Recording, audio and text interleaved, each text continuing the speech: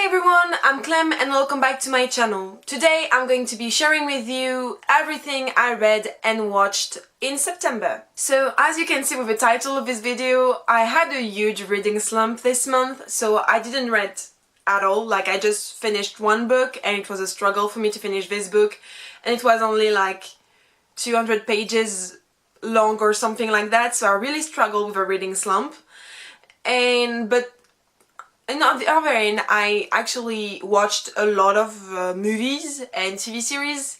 The movies I watched weren't like the best one, but they were movies I wanted to see for a long time, and I finally saw them, and now I can say that I saw them, even though like it's not like a good movies, like I'm not going to talk about them all the time, but still.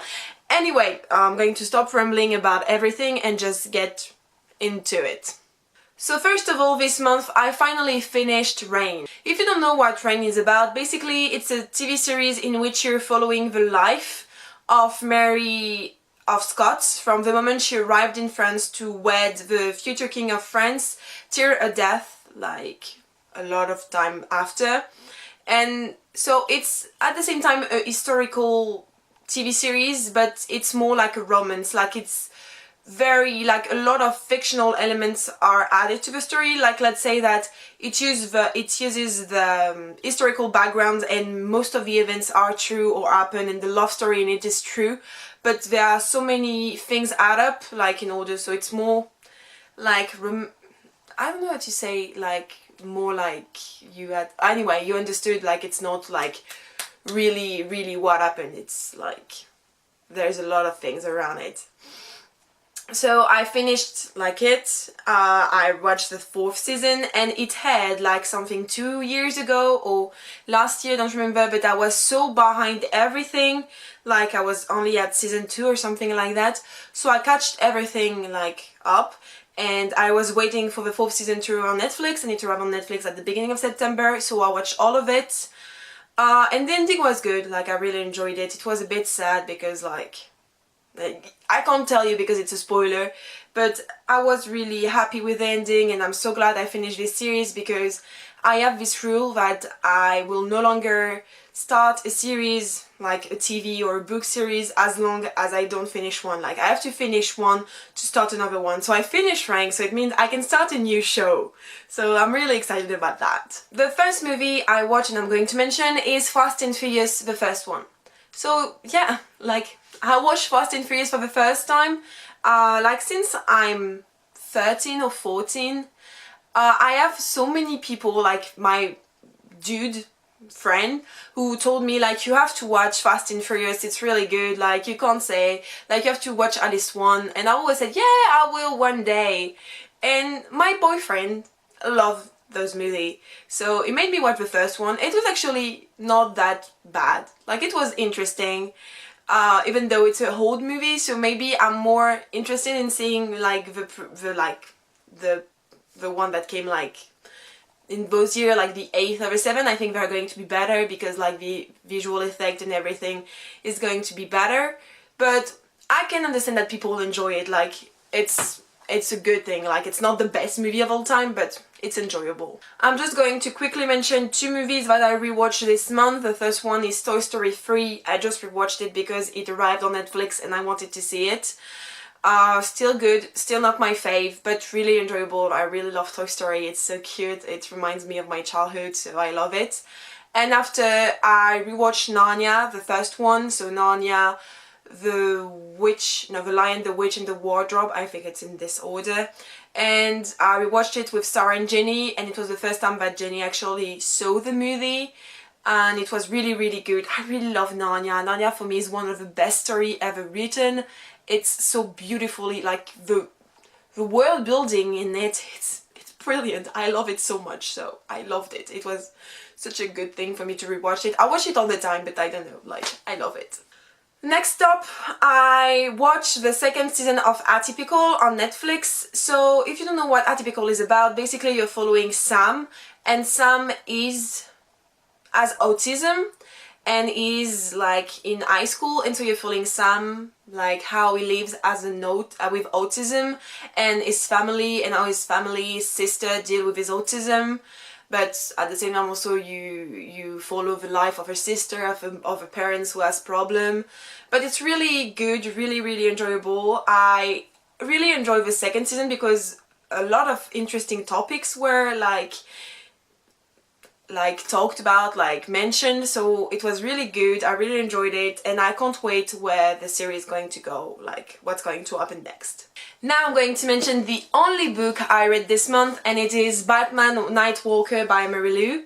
So this is the second book in the DC Icon series, even though I think the books aren't related in any way, they're just about superheroes, so you can read them like first Batman, then Catwoman, then Superman, then Wonder Woman, but still, I have Wonder Woman on my shelf, right, where is it? Right there, I don't know, and I haven't read it. I first picked up Batman because like first it was for a readathon, but as you can see I didn't read it for my readathon, but I still wanted to read it, and also read this one first because it's Mary Lou, aka one of my favorite authors, and it was shorter, so anyway, and I love Batman since I'm a kid.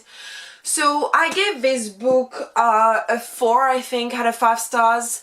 It was really interesting, even though I thought it was a bit slow. So in this book you're following Bruce Wayne before he becomes Batman, like in his youth. He's 18, I think, in the book. Yeah, and he does something bad, something bad, and so he has to do some community service at the Arkham Asylum. And inside Arkham Asylum he meets a young girl with approximately his age, and she's part of the gang, the Nightwalkers, who are killing wealthy people in the city. And so Madeline, it's the name of the sociopath, like she talks to no one except to Bruce, so Bruce is going to be the police is going to use him in order to talk with Madeline, but shits are going to happen and Bruce is going to start becoming Batman. So at the same time it was really interesting, but it was a bit slow, and I had a slump, so it was really hard for me to read, even though I really wanted to enjoy it. But like, it was not what I imagined, but it was still good. And yeah, the ending was interesting, even though it's not what I wanted, but I'm still glad that it was the ending because I think it's better than what I wanted. The next movie I watched this month was Insidious. So you don't know that, but like, I like horror movie, like I think it's funny and I like it, but I'm a chicken, so I never watch them. But you see, it's really hard for me because most of the time I want to watch an horror movie and I'm like, oh, I'm going to be so scared and then I'm not going to sleep. But most of the time when I watch a movie, most of the time I laugh in front of them, and that's what happened with Insidious. You see, I'd rather watch a gory horror movie or something like with a killer or anything, but spirits I can't deal with it. It's just scary because for me, like, I don't know if it's true or not, like I absolutely have no opinion on it. And so I don't know, like, if I watch something with a spirit, I'm going to be like, maybe it's true, and maybe there's a spirit it was in my room or anything like that, so I can get scared pretty easily with spirits. So I always say, no, I'm not watching the horror movie with spirits. But my boyfriend, this amazing person, made me wanted me to watch it with him because he thought I was going to be so scared and it was going to be funny, but I laughed in front of the entire movie because this movie is shit. I'm sorry if you like this movie, but oh my god, it's so, like, nothing makes sense, like nothing, absolutely nothing. The ending, like the part where the father is going, if you've seen it, like the part where the father is going to do stuff, it's a mess. It doesn't make sense at all. And even the bad guy, like the demon, it's so, like, it's ridiculous. Like, I don't know. I just said, yeah, just use a French word to, like, to say this, but like, it's really, really funny and pathetic in a way because, like, it's not scary at all.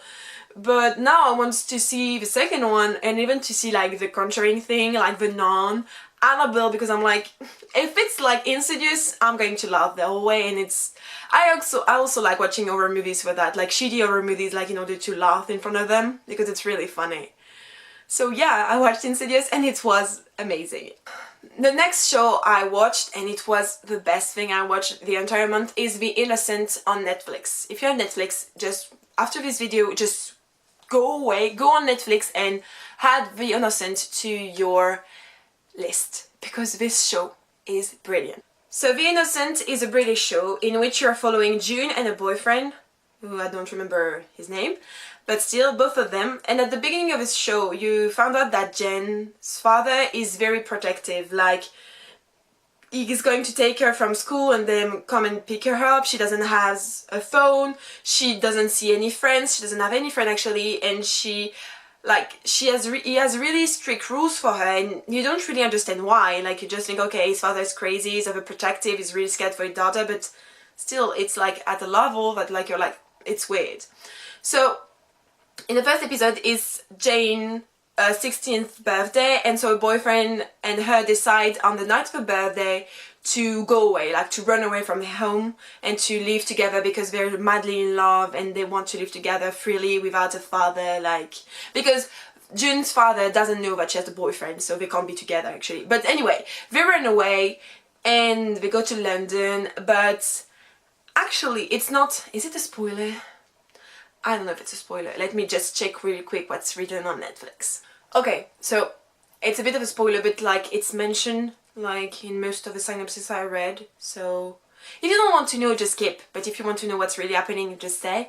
And so at the end of the episode you're going to find out that actually June is a shapeshifter. Like, if she touches someone, she's going to take the appearance of this person, and it's mind-blowing because throughout the series, like, you discover so many things about shapeshifters, and I don't know, it's so good. And the last episode of the season is mind-blowing. Like, you're like, I finished it and I was like, oh my gosh, I need the second season right now. Like, you can't leave me on that. Such a cliffhanger. It's crazy. It's so good. I loved it so much. It's brilliant. I love it. I love it.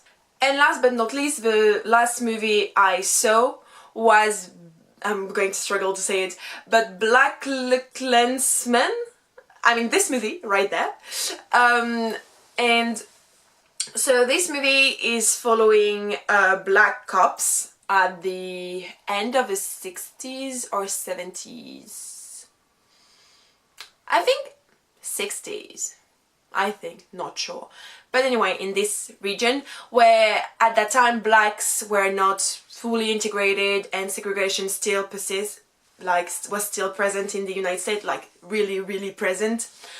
And so this black cops is the first one of his town to become a cop, and is going to one day to call the Ku Klux Klan, and is going to to pretend that he's white and that he wants to join the Ku Klux Klan. And so he's going to work with another officer, and so the officer is going to pretend to be him and go to the meetings of the Ku Klux Klan in order to investigate in what they're doing. And it's brilliant. This movie is at the same time really scary because the Ku Klux Klan was mad, and it's really scary when you see that it still happens today, like the discrimination of black people or even any ethnicity, and it's really scary.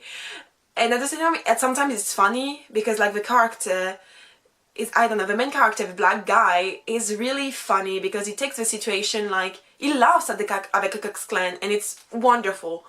So wonderful to see those white supremacists thinking that this dude who is on the phone, who's actually a black man, is a very white dude. And just go see this movie because so many times the main black guy is going to laugh at the white supremacist, and it's brilliant. But the end of the movie is really sad because there is footage of, for example, what happened in Charlottesville in 2017, I think. And so you have this it echoes with what you just saw in the movie, who happened 50 years ago, and you see that it still happened today, and it made me cry because I saw things that I never saw before, and it's really scary. I mean, I don't know. I don't know how this is still possible nowadays. How can you still have discrimination of ethnicity? I don't understand, and it's really pissing me off, and at the same time it makes me sad. So yeah, this movie is brilliant, and I forgot to say that it's adapted from a book who is adapted from a real story. So really, if you haven't seen it, go see it. It's It's really good. So yeah guys, that's it for today's. I'm sorry there were more movies and TV series than books, but I mean, like, it's not my fault, I had a slump. Tell me in the comment down below what is the favorite thing you read this month. I would love to know in order to add it to my Goodreads and my never stopping TBR. And yeah, don't forget to subscribe and to like this video, and I will see you next time. Bye guys!